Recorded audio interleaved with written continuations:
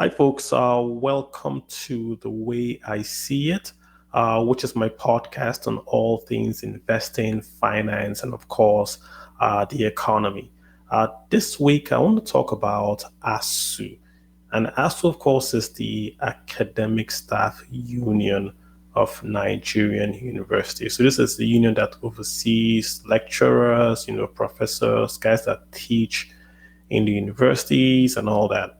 And someone told me, it was like a joke. He said, three things in life are constant: debt, taxes, and ASUU going on strike. And it's not a joke, really. I was in university in Nigeria way back in the 1990s, right? And ASUU was on strike back then. And right now we're in 2022 and ASUU is still on strike. So what the heck? What's going on, really, guys? No matter how ASUU tries to sugarcoat it, it's a strike about revenues, about welfare of the members of the union in ASUU. So ASUU wants more revenues. The government says we don't have money. They keep on going back and forth with strikes. But in 2009, the ASUU and the federal government of Nigeria struck an agreement that would see the federal government transfer, give or take, about 1.5 trillion towards the education sector in Nigeria. Should I be specific, the tertiary education sector in Nigeria?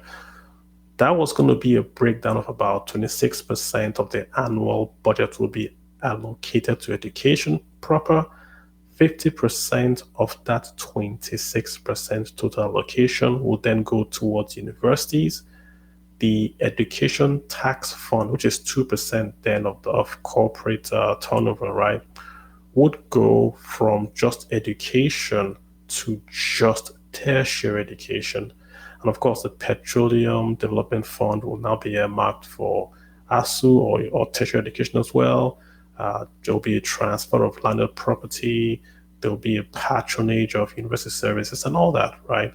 So in essence, ASUU got this big, huge investment by the federal government into the education sector. That was the promise made in 2009.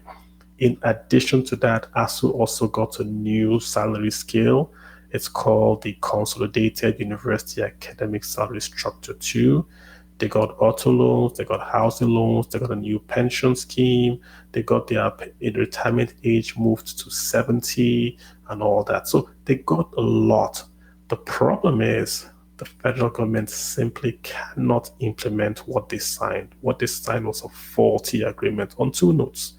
The first is that the federal government simply just signed to get ASUU off their backs. There was no way the government could generate the amount of revenues being requested by ASUU. So they were asking for 1.5 trillion. This was 2009. But let's keep that aside. Let's go deeper into the agreement.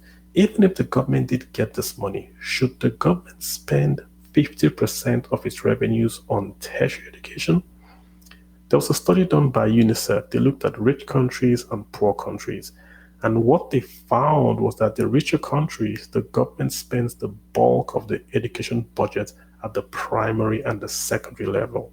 That's for rich countries. For the poorer countries, in quote, the government spent the bulk of their revenues on the university system. So UNICEF is essentially saying it's a progressive spend for the government to focus more on the primary and secondary, because that's the building blocks of any economy, right? And for countries that are poorer, that tend to spend more at the university level, that's a regressive spend of fiscal revenues. When you look at Nigeria with a large population of out of school kids, it's a no-brainer that the bulk of the fiscal revenues Nigeria makes should go towards primary and secondary before universities. That's a no-brainer. So that agreement, in my view, should be renegotiated to increase the revenues that would go towards education, but also put the bulk of the revenues back towards the primary and the secondary. But ultimately, why does ASUU pursue this strategy of only striking to get their point across? I mean, Albert Einstein said doing the same thing over and over and over is insanity, especially if you want a different result. Why has ASUU not explored the concept of endowments, of getting the National Assembly to pass laws that would make contributions towards the education sector a tax credit that is transferable and negotiable? That would draw funds to the university system in Nigeria. Why is it only that the ASUU only wants subventions from the government? The ASUU wants autonomy from the government, but wants the government to fund them. That to me is an oxymoron, right? So I think that the ASUU should call the strike off for the benefit of the kids that are at home. We cannot strike because we are having an issue over IPPIS or whatever.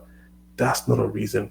Education is an essential service. Kids should not be suffering like I did for a year when I was in university because the ASUU and the federal government cannot get their act together. It's a crime to keep those kids at home.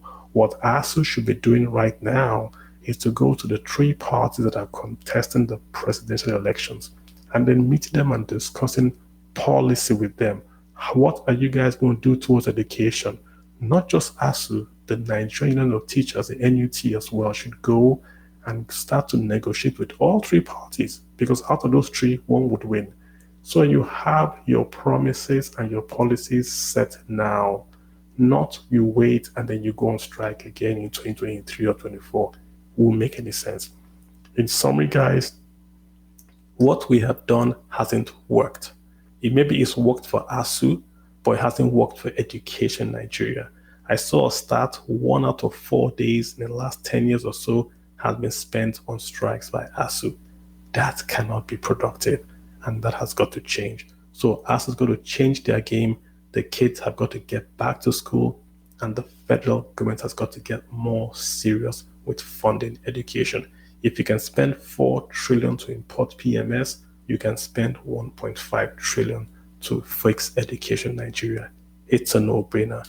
Guys, we're going to end it here. My name is Kalu Aja. Try to get my book. It's called Let's Talk About Your Money. It's all about personal finance, right? It's available on Amazon and on Roving Heights if you're in Nigeria. I would appreciate if you get that, guys. I'll see you guys next time. From now, you take care of yourselves and be good. Bye.